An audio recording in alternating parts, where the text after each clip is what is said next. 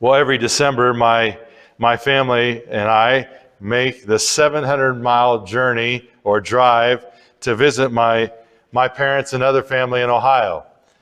And then we make the same drive on the way back, another 700 miles. That's a lot of miles, especially with 4 kids, right?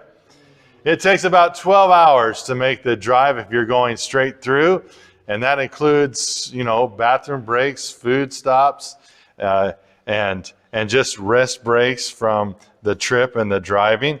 But it'll even take longer now because my parents have downsized their house, and moved into another house even further out. So it'll probably be another 20 minutes or so. By the 10th hour of the drive, I wrote that and then I said, check that. About the 4th hour of the drive, we're ready to be there. But by that time, we're probably not even out of Missouri yet because it takes about 4 hours to get there. The traveling does a number on your legs, your back, your patience threshold. So the closer you get, the more eager you are to get there.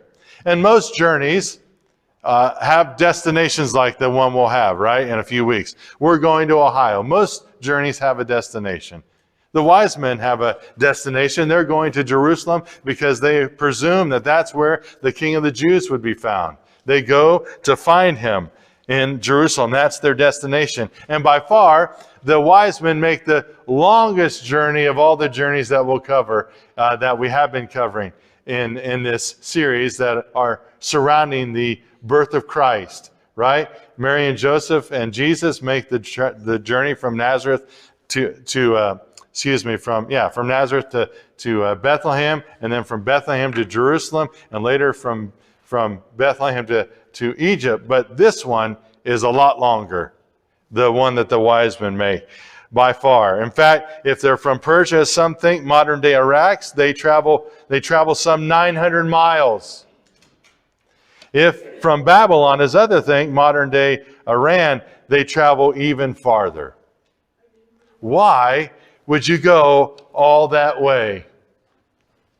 As the reason for Mary and Joseph's journey to Jerusalem is highlighted in Luke 2. Remember, we looked at that. The reason for that is highlighted. They wanted to be obedient to all that the law prescribed for both Mary and Jesus. So it is the reason or the purpose for the journey of the wise men that is highlighted in our text today.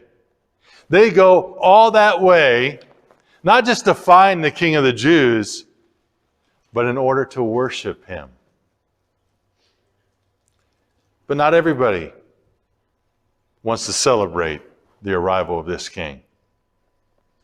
Not everybody has the intention to worship him. We find our text today in Matthew chapter 2, verses 1 through 8 to begin with. This is the word of the Lord. After Jesus was born in Bethlehem in Judea during the time of King Herod, Magi, or wise men from the east, came to Jerusalem and asked, "Where is the one who was born King of the Jews? We saw his star in the east and have come to worship him." When King Herod heard this, he was disturbed, and all Jerusalem with him. When he had called together all the chief priests and the teachers of the law, he asked them, "Where is the Christ, or the Messiah? Where was the Messiah to be born?" "In Bethlehem in Judea," they replied, "for this was what the prophet has written. But you, Bethlehem in the land of Judah, are by no means least among the rulers of Judah. For out of you will come a ruler who will shepherd my people Israel." Then Herod called the Magi secretly and found out from them the exact time the star had appeared. He sent them to Bethlehem and said, "Go and make a careful search for the child, and as soon as you find him, report it to me, so that I too may go and worship him." The word of the Lord. The wise men have been identified variously as teachers, possibly even from a priestly caste. They have been thought to be physicians, seers, interpreters of dreams, sorcerers, but especially astrologers, based especially on this text, right? They are concerned, or they pay attention to what's going on in the atmosphere, in the skies, the stars. And there's one star in particular that's captured their attention. Now, somehow they attribute this star to the birth of the King of the Jews. We don't know exactly how that is. There's lots of theories, and I won't go through all of them. I'll give you one, though, okay? One of them is that because of a large Jewish population in Babylon, that they had access to the Old Testament and prophecies like Numbers 24:17 that says, I see him, but not now. I behold him, but not near. A star shall come out of Jacob, and a scepter shall rise out of Israel. That might be why. That might be how they know. We don't know, but somehow they know that this star means that the King of the Jews has been born. And this implies that the Lord communicates with them in a way that they'll understand and is drawing them to himself, reaching out to them. Here's how I thought about it this week. Since God in his grace has spanned the chasm between heaven and earth by the sending of his Son in the incarnation, right? God became flesh in Jesus. Since he spanned that distance, a couple thousand miles isn't anything for him, right? No one is outside of the reach of God's grace, however far we think they might be, both physically speaking of distance, but also I mean that figuratively in terms of a person's spiritual condition. No one is too far outside of God's reach of grace. That would not be lost on Matthew's Jewish readers because the Magi are Gentiles, thought to be outside of God's salvation plan. But that isn't so. That isn't so. In fact, we discovered that even last week. The Old Testament verifies that. But Simeon, do you remember one of his prophecies? When he spoke of the Christ child, when he held up Jesus, he said, you are to be for the glory of the people of Israel, but what also the light of revelation to the Gentiles. And here now, the wise men are doing what? Following a star, giving them light to come to the Christ child, to find him, to find this child. D.A. Carson points out that while the Old Testament forbids astrology and Matthew does not sanction it, he instead has another purpose here. He is trying to contrast the eagerness of the Magi to worship Jesus despite their limited knowledge with the apathy of the Jewish leaders and the hostility of Herod's court, all of whom had the scriptures to inform them. So here these wise men are. All they have to go on is whatever information they have, but they aren't Jewish. They aren't among God's people. They don't know the whole story. We presume they're following the star, and they reach Jerusalem. But when they get there, they need help locating the child because they can't find him. They're asking, where is this child who was born King of the Jews? And this disturbs everyone. They assume he's going to be in Jerusalem because that's the royal city of old, but they can't find him.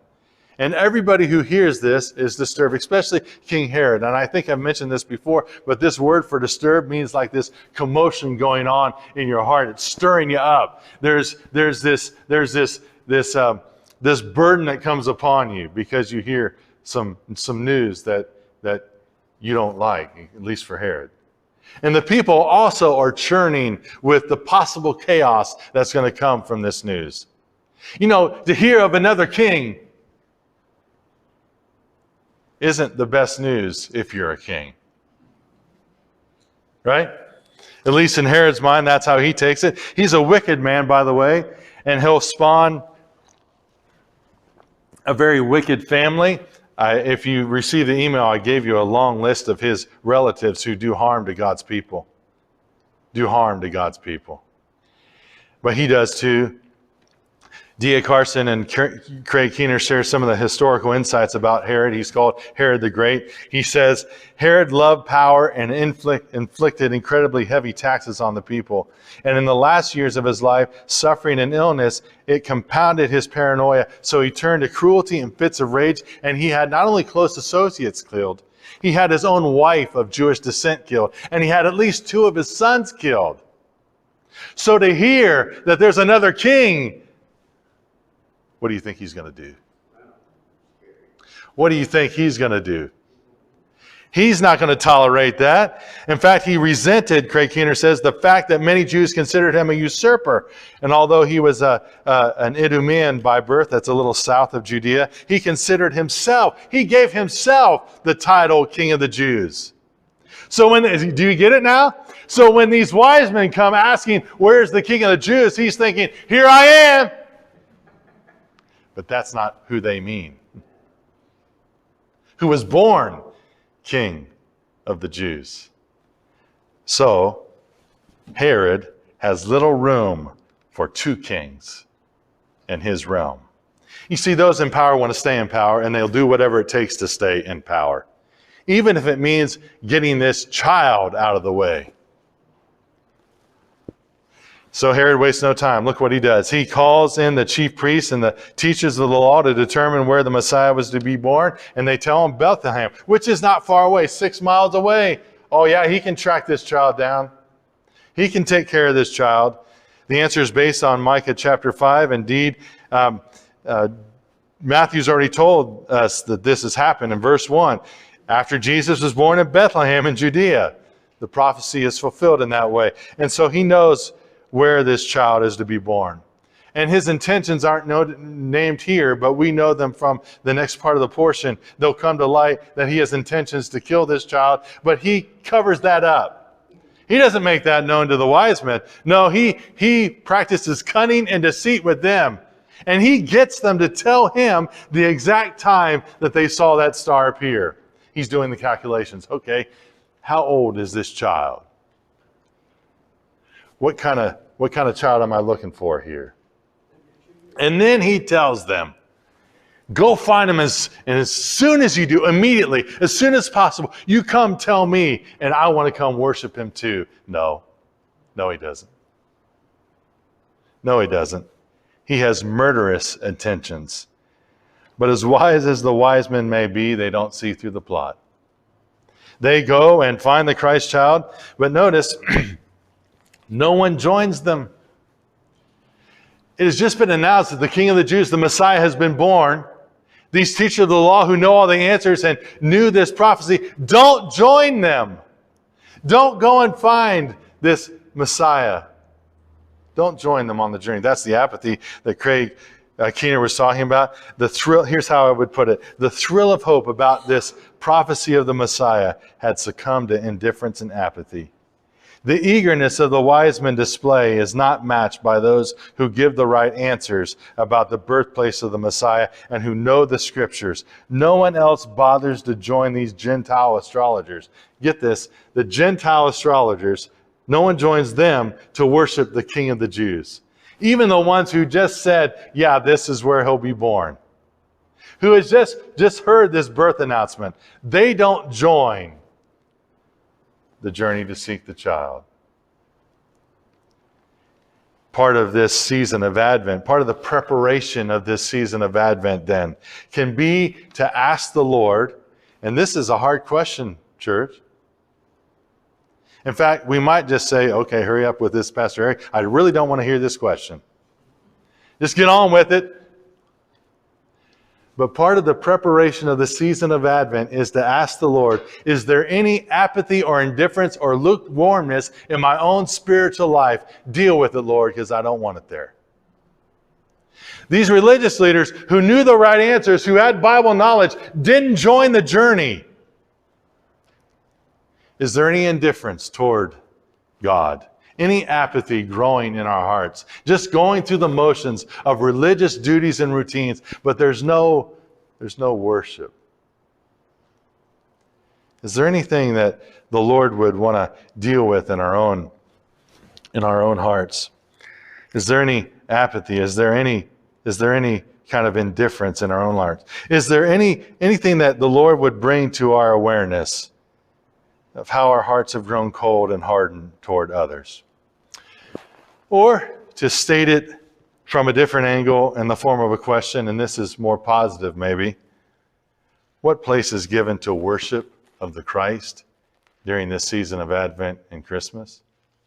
In our own celebration of it, in our own preparation of it, what place is worship given? What place is worship given? You know, we have wonderful traditions like giving and receiving gifts, time with family, office parties, shopping, special events, making cookies. I look forward to that this week. We're going to make some cookies. Those are good cookies, right? We have traditions like watching the time-honored Christmas movies and all those kind of things. And none of that's bad. I'm not saying that's bad. It's not. It's good and fun to participate in those things. But what place is worship given in the midst of all of it? Worship of the Christ child.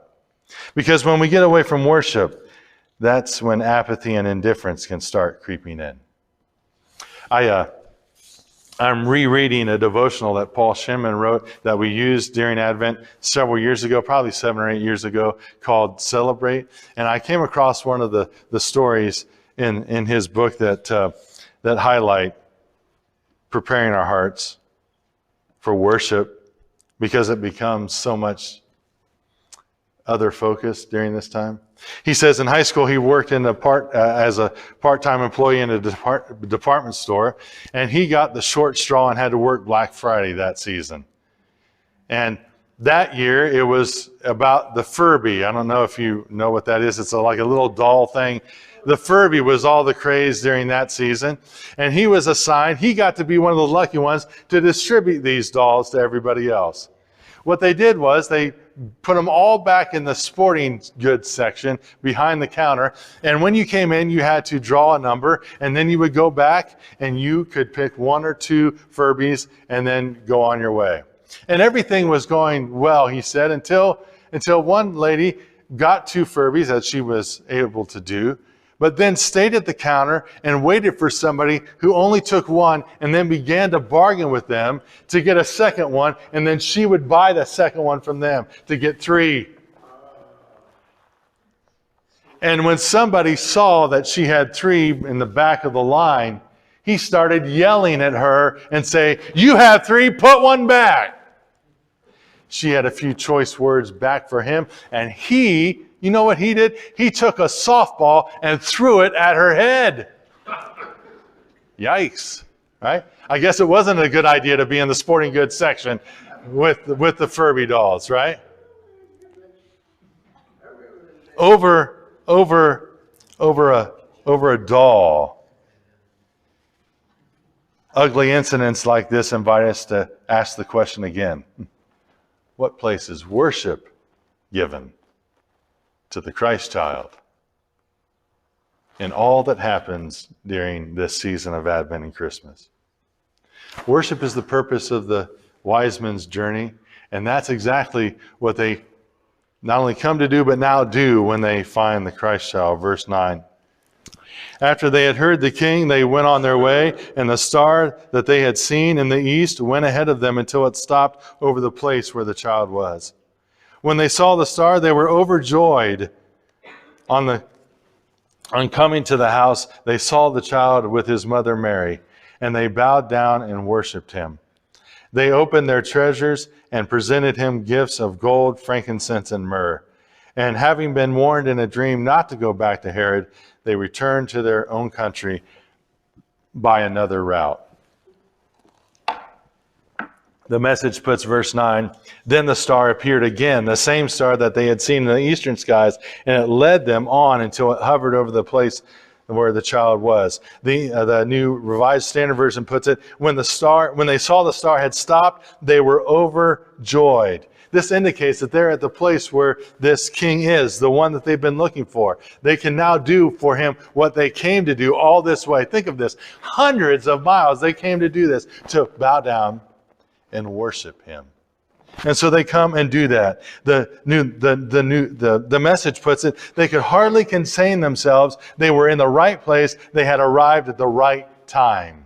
And as was read in the Advent wreath reading, as we've been learning, that kind of joy is always the result of grace. This grace that had reached out to them. They were not too far out of God's reach, reaching out to Gentile astrologers to reveal the Christ child. So they're overjoyed. Notice they find Mary and Jesus in a house. They're no longer in an animal shelter. Even though nativity scenes like this one have the shepherds and wise men there together, that's not accurate. All right? The shepherds were there the night he was born, but the wise men came much later, some months even longer later. Okay? They had to make this journey to get there. They had to make this 900-mile track or more just to get there. Remember the long journey that they've taken. In addition to being astrologers, Roger Hahn points out the Magi have also been called kings, likely based on the prophecies that were read this morning in Isaiah 60 and Psalm 72. Did you hear the gifts that were going to be brought? It was frankincense. It was gold. It was myrrh. Those things were brought. The kings bring these gifts to the Messiah. Notice these kings, though, take quite a different posture than King Herod. King Herod said he wanted to worship, but these wise men actually do. They bow down and pay homage to the Christ child. Now, some suggest, well, that's only paying respect. That's only paying respect as you would in that culture to other people. But the word for worship here means paying homage to someone of superior rank. This is a child. And notice, they did not do this for King Herod. They didn't bow down to him. They didn't show that kind of respect if that's all it was. No, this was more than that. This was worship. Craig Keener adds, Matthew's audience may have expected Persians like the Magi to have intended more than merely human respect when they offered their homage. And listen to this. If God's people won't honor Jesus, former pagans will. In any case, if you read Matthew, if you were one of the first readers, and if you read it now, you know from chapter 1 that this child is worthy of the worship. You already know that this child is worthy of what the wise men do for him. And any worship and all worship that is given to him, he's worthy of it. And it's due to him, actually. Based on Matthew chapter 1, it's clear that this Christ child is not just another king. He is the King of the Jews. In fact, if you read Matthew 1:1, it is a summary and the point of the genealogy. Jesus is the Messiah, the son of David, the son of Abraham. That's who he is. He is the fulfillment of all of God's promises to and through David and to and through Abraham. Jesus is the fulfillment of it. So he is worthy of our worship. These promises to David, like you will always have a king on your throne forever and ever and ever, an everlasting kingdom, that's only true of someone who can live forever. And that's Jesus. That's Jesus. He's the son of Abraham. Those promises made to Abraham, like you'll have descendants more than the stars and the sand of the seashore through faith in Christ. Those are among his descendants. And not only that, Jesus, one of the promises to Abraham was that you will be a blessing to the nations. And now this child who has been born is going to be a blessing to the nations. And by the way, the wise men signify that. They come from Persia or Babylon, hundreds of miles away. And here they are receiving a blessing as much as they're giving one. That's why this child is worthy of worship. But then the most significant contribution from Matthew chapter 1, verses 22 through 23, explain why this child is worthy of worship. He's the fulfillment of what was spoken through the prophet Isaiah. Look, the virgin comes and conceives and bears a son, and they shall name him Emmanuel, which means God with us. That's why this child is worthy of worship. He's Lord at his birth. He's not only the King of the Jews, he's King of kings, and his kingdom is an everlasting kingdom. That's why this child is worthy of worship. Herod's not. Herod is not worthy of worship. In fact, notice in the text, the wise men leave King Herod to go find the King of the Jews and worship him. Herod's not, no one in authority of any kind, a political leader or any other kind of leadership or any kind of place of authority or power is worthy of worship. In fact, we just turn them into idols, but there's only one that we worship. In fact, the Sunday school lesson for the teens this morning was from Philippians 2, the next part, which talks about how every knee will bow and every tongue confess that Jesus Christ is Lord. I think that's a declaration that can shake us out of any indifference or apathy. Jesus is Lord of all. Jesus is worthy of all our praise, glory, and honor. Jesus is worthy of our worship. The worship of the Magi that they offer and the gifts also signify this. Not only his kingship, but also his deity. In the hymn that we sang this morning, We Three Kings, it gives the symbolic meaning of the gifts, even if the wise men didn't fully understand these things. Notice these gifts aren't child playthings, right? This isn't a little cardboard truck or, they didn't have cardboard then. Whatever they might have had, a little wooden train or whatever. They didn't have trains. A little wooden cart, whatever. Animals. It wasn't a child's plaything given to them, right? These things had symbolic meaning. These were precious gifts that indicate that this person, this child, is worthy of worship. 3 gifts are given. That doesn't necessarily mean there were only 3 wise men. It might have been 2, might have been more than that. It just says 3 gifts were given. We assume 3. But gold symbolizes Jesus' kingship, the hymn talks about. Frankincense is an incense perfume that symbolizes his deity. Myrrh is a bitter perfume that symbolizes Jesus' suffering, death, and burial. In fact, remember later on, King of the Jews is listed on the sign above where Jesus is crucified on the cross. And it is Nicodemus who takes aloes and myrrhs and prepares his body for burial. The wise men, even with their limited knowledge, bring the right gifts. Gifts fit for a king, gifts fit for Emmanuel, God with us. Apparently, they think Herod wants to worship too, though, because they have to be warned in a dream not to return to Herod. It seems like they're going to return to him as he requested, but they don't. They return home from another route. And so they come into the account quickly, and then they shortly leave afterwards. But their journey announces the same, or has the same kind of purpose as the other journeys made to this child. It announces who this child is, right? We've been seeing that with that. Everybody who visits the Christ child tells about who this child is. The shepherds declare the birth announcement of grace given to them, that this is Savior, Christ, and Lord, right? Simeon talks about that this is a light of revelation to the Gentiles and God's salvation. And now the wise men come declaring that this is the King of the Jews, the Messiah, and the one who is worthy of worship.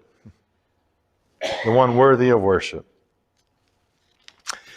And it brings up that question again. I'll put it this way. So which posture will we take this Advent and Christmas season?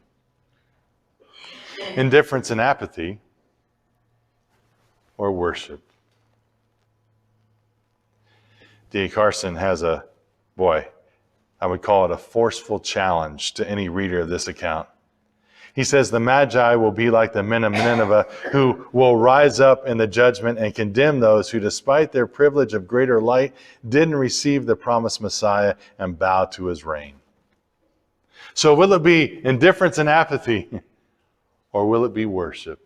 Now, worship isn't seasonal, right? It isn't something that we pack away like these decorations. We're going to pack these up upstairs in boxes and such. Worship isn't like that. It isn't seasonal in the sense that it comes and goes like the wise men do. In fact, it's for the entire journey of grace that we're walking with the Lord. Worship is part of that. That's part of our expression back to him about who he is and what he's done. In fact, everything that we do here on Sundays, if you look on the bulletin, everything is described as worship. That's the intent of what we're doing here this morning. This is worship. We're worshiping and exalting Christ Jesus the Lord. But again, that's not just for one day either, right? It's not seasonal, but it's also not just a weekly occurrence. Worship is to be part of our hearts being lifted back to the Lord. It's what keeps our hearts and lives tender to the Lord and guards it from apathy. In worship, we acknowledge all that the Christ child is, and we bow and surrender to his name and reign. I would invite you to perhaps bow your heads and close your eyes, or do what you need to focus on the Lord this morning. I would invite the musicians to come as well. We're invited this morning to express our worship to the Lord. In song, we're going to sing a song, Come and Behold Him, and we can worship the Lord through song. But just as the variety of expressions of worship we have in this service, there are many ways that we can worship the Lord. That's just one way we can worship the Lord. But we're invited to find our way of worshiping the Lord this morning. You may want to join me in coming and kneeling at these altars to physically bow down to the Lord, to express our worship in that way. And I know that we can do that in our hearts. But there's something about giving physical expression to our worship. And if you can't kneel, maybe come to these altars if we can't do that without physical difficulty. But find a way to worship the Lord. Maybe you would want to lift your hands in praise as we do this. Or maybe you would even want to offer yourself to the Lord as a living sacrifice, as Paul calls it, as your spiritual act of worship, that you would want to say, I want to give you my heart and life, Lord, it's yours. Because you're worthy of not only our songs of praise, you're worthy of our whole life being worship given to you. So I invite you to find your place of worship this morning and to truly, truly take that posture of worship towards Him today. I invite you to do that as we sing. Come, Shirley, and lead us, please.